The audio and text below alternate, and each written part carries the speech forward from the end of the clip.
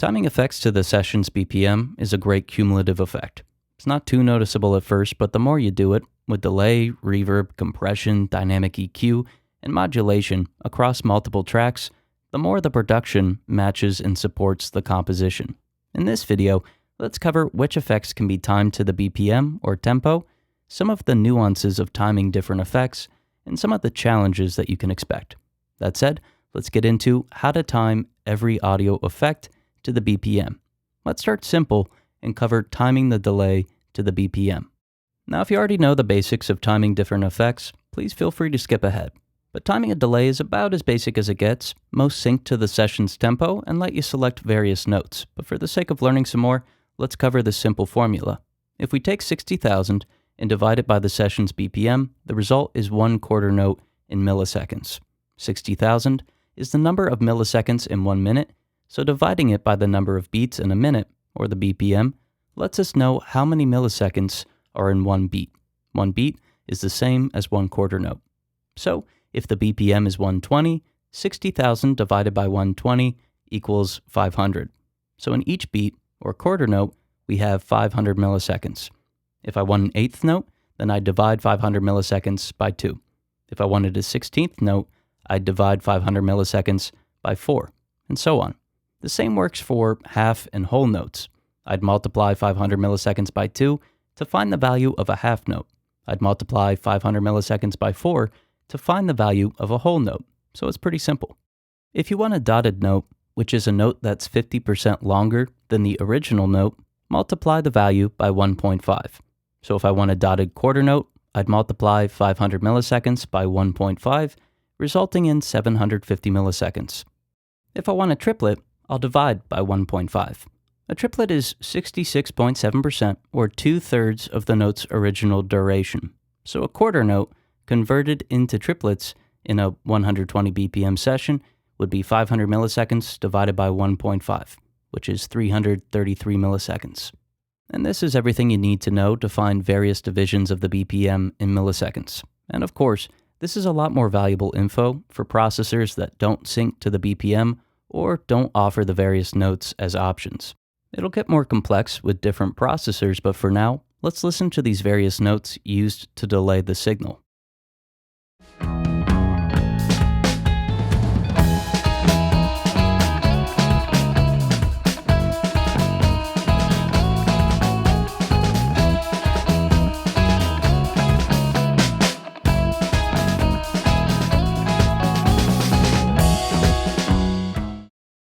Next up, we have timing reverb to the BPM.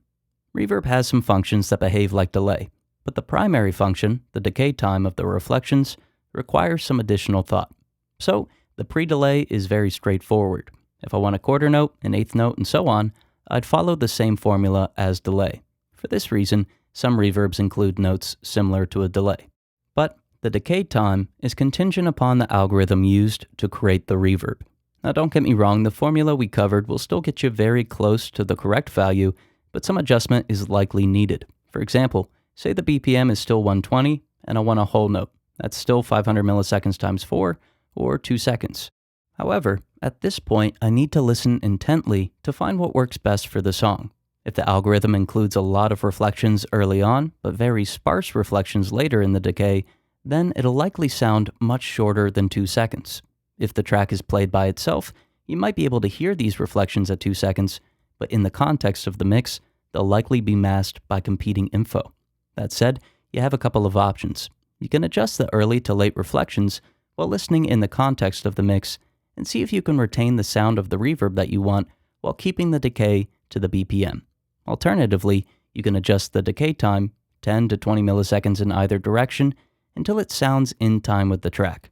Likely a combination of altering the early to late reflections, moving the reflections to the less busy side image, maybe equalizing the reflections to combat some of the masking with a small bump at 3 kHz, and adjusting the timing will give you the best chance of creating in-time reverb. To show this, I'll start with reverb settings that, according to the formula, are in time. Notice that they sound okay, but slightly off. Then, I'll find some settings that improve the perception of the timing.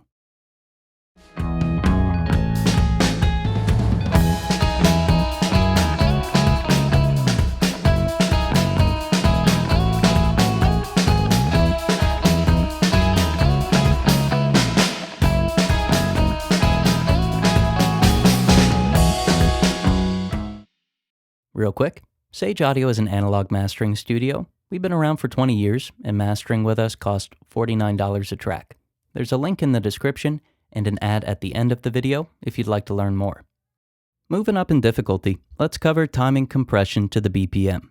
So timing compression seems straightforward, since the attack and release are presented in milliseconds, but it's pretty complicated due to how a compressor behaves. Contrary to a lot of discussion about attack and release times, the compressor begins to attenuate the signal as soon as it crosses the threshold.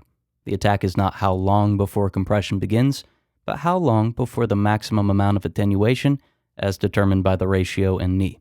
But, as we'll see, the release interacts with the attack time significantly. To understand this, let's look behind the scenes. Here we have a sine wave that's very low in amplitude, then very high in amplitude, and then low again. This way we can observe the behavior of the attack and release. If we start with some typical settings, so a 20 millisecond attack and 200 millisecond release, notice that the majority of attenuation occurs early on. If we zoom in, we'll notice that within about 20 milliseconds, the majority of compression occurs. Since this is the largest change to occur to the amplitude, it's fair to say that it's the most noticeable. As time goes on, the amount of attenuation is still increasing, but to a lesser extent. Now already this should look odd. The attack determines when the max amount of attenuation occurs. However, this isn't achieved until about 100 milliseconds. So, what would happen if I reduce the release to 10 milliseconds, its shortest setting for this particular compressor? Well, the amount of attenuation drops significantly, and so does the duration of the greatest amount of attenuation. Whereas a 20 millisecond attack with a 200 millisecond release results in the greatest amount of attenuation by about 20 milliseconds, now that figure is closer to 10 milliseconds. Furthermore, the amount of attenuation occurring still increases, but it's at a much slower pace.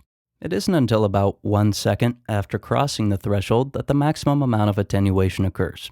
So the release time affects the time it takes to cause a significant amount of attenuation and the amount of time it takes to cause the maximum amount of attenuation.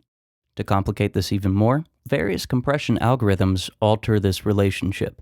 For example, the classic setting in the Pro C2 greatly quickens the attenuation. And of course, look ahead completely alters the relationship by allowing for near immediate attenuation.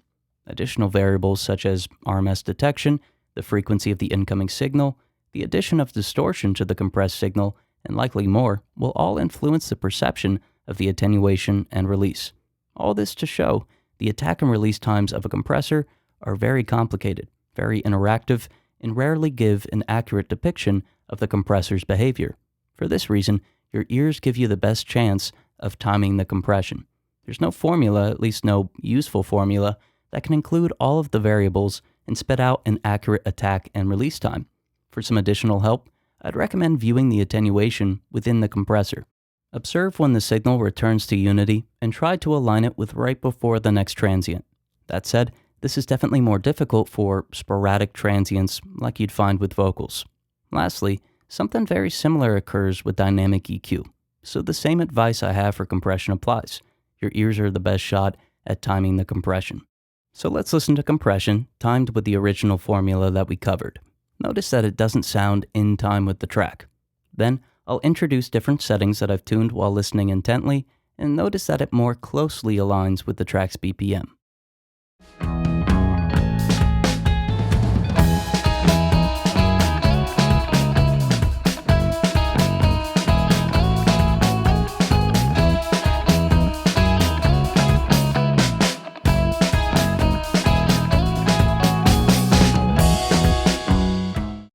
Last up, let's look at some special cases and cover modulated effects.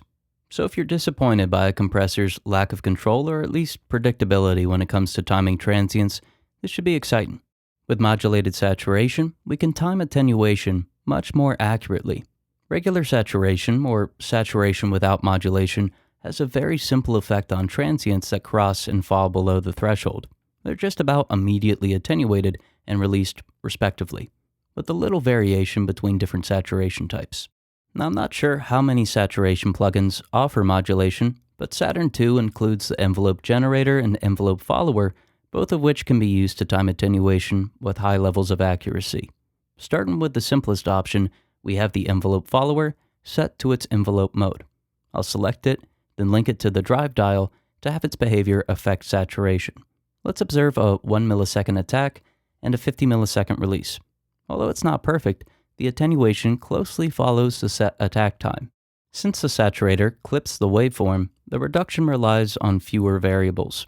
Adjusting the release alters the behavior, but not significantly.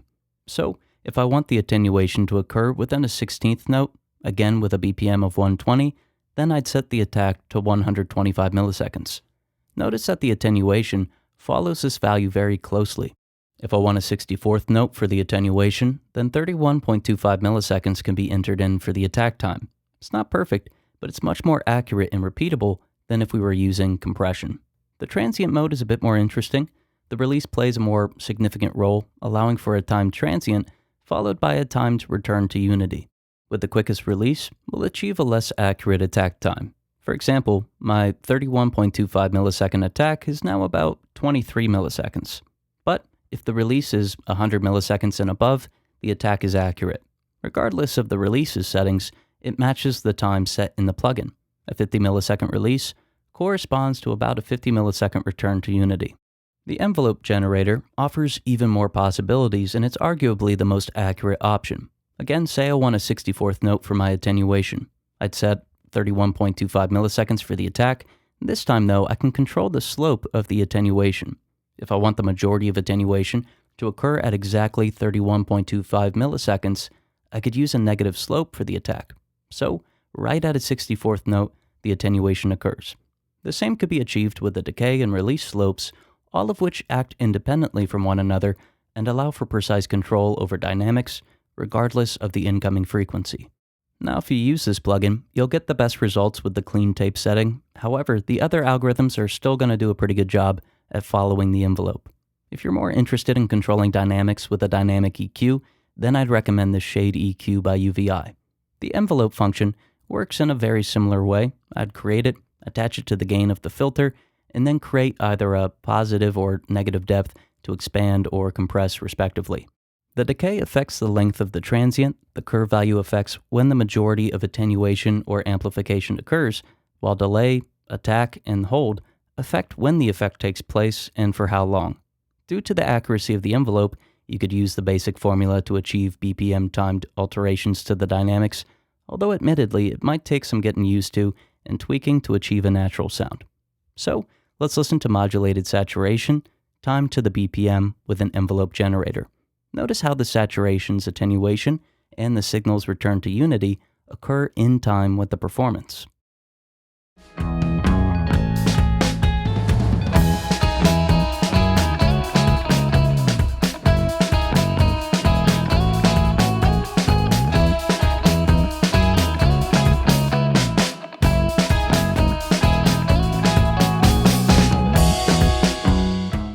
Get professional analog mastering that accurately translates what you hear in your head. Seriously though, when people work with us, they get results. That's why major industry professionals like Keith Urban's producer Aaron Schurz works with us, Grammy award-winning AJ Castillo, Billboard #1 charted artist Megan Lindsay, Grammy award-winning artist Tulis, The Voice singer Cody Ballou, Grammy-nominated producer Tyler Kane, Warner Music artist Ricky Young, and the list goes on.